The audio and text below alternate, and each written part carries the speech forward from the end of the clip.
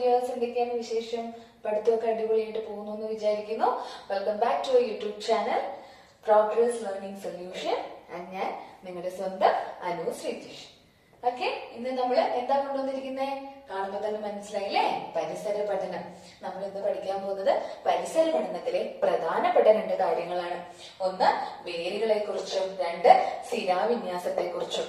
നിങ്ങൾക്ക് എപ്പോഴും കൺഫ്യൂസ്ഡ് ആയിട്ട് അങ്ങോട്ടും ഇങ്ങോട്ടും മാറിപ്പോകുന്ന ഒരു ടോപ്പിക് ആണല്ലേ അത്. നമുക്കതിന്ന് വളരെ പെട്ടെന്ന് ചുരുങ്ങിയ സമയം കൊണ്ട് പഠിച്ചു തീർക്കാം. ഓക്കെ അല്ലേ?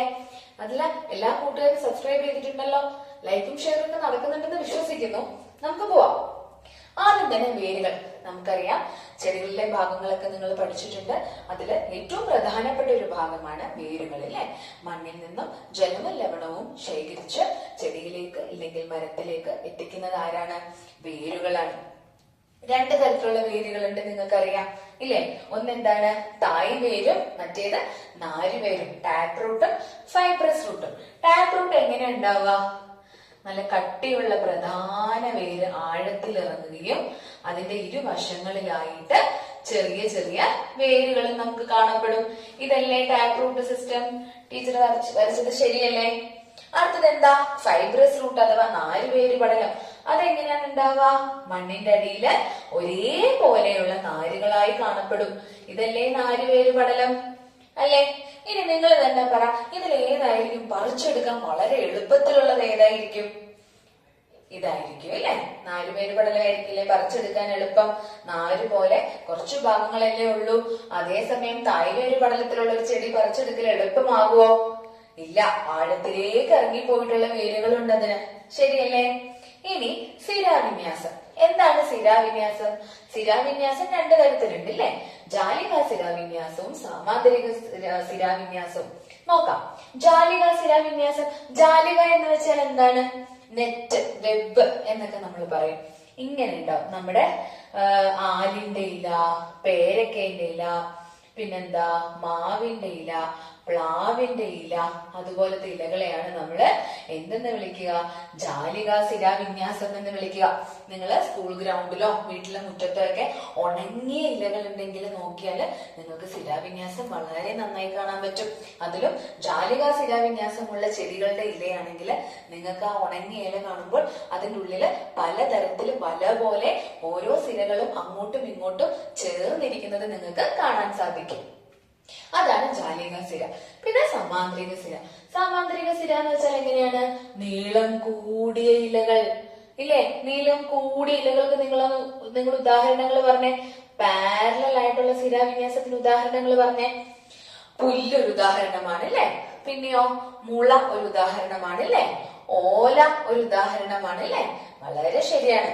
അതെല്ലാം സാമാന്തരിക സ്ഥിരാവിന്യാസമാണ്. ഇനി ഈ വേരുകൾക്കും ഈ സ്ഥിരാവിന്യാസത്തിനും എന്തോ ഒരു ബന്ധമുണ്ടല്ലോ. അത് മനസ്സിലാക്കി കഴിഞ്ഞാൽ ഇത് തമ്മിൽ തെറ്റിപ്പോകില്ല, കൺഫ്യൂഷൻ ഉണ്ടാവില്ല. എന്താണെന്ന് അറിയോ അത്? തായ്വേര് പടലത്തിലെ ഇലകൾ. ഒന്നും കൂടെ പറയട്ടെ.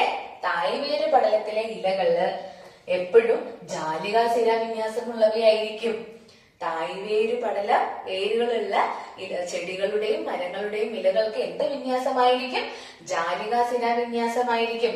അതേസമയം നാരുവേര് പടലമാണെങ്കിലോ നീണ്ട ഇലകളുള്ള സാമാന്തരിക സ്ഥിരാവിന്യാസമായിരിക്കും നാരുവേര് പടലത്തിലെ ചെടികൾക്ക് ഉണ്ടാവുക.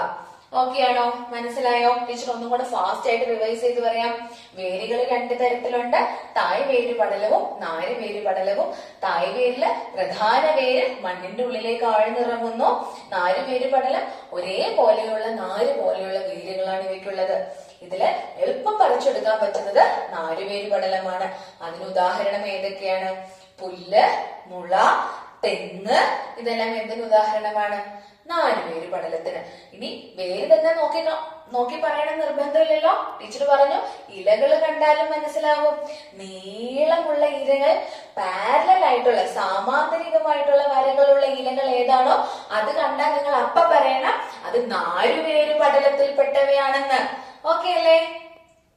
ഇനി തായ്വേര് പടലം എങ്ങനെയാണ്? ഇലകളുടെ സ്ഥിരാവിന്യാസം ജാലിക സ്ഥിരാവിന്യാസമാണ്. വെബ് ലൈക്കാണ് അല്ലെ? വല പോലെയുള്ളതാണ്. അതാണ് ജാലിക സ്ഥിരാവിന്യാസം. അതിന്റെ ഉദാഹരണങ്ങളൊക്കെ നിങ്ങളൊന്ന് പറഞ്ഞേ. പ്ലാവില, മാവില, ആലില. Yes, very good. അപ്പൊ ഇലകൾ കണ്ട് അത് ഏത് വേരിൽ പെടുന്നവയാണെന്നും വേരുകൾ കണ്ട് അവ ഏത് ശിലാവിന്യാസത്തിൽ പെടുന്നവയാണെന്നും കണ്ടുപിടിക്കാൻ നിങ്ങൾ പഠിച്ചുവെന്ന് ഞാൻ വിശ്വസിക്കുന്നു. നമുക്ക് അടുത്ത ക്ലാസ്സിൽ കാണാം. Bye bye. Like, share, subscribe മറക്കരുത് കേട്ടോ.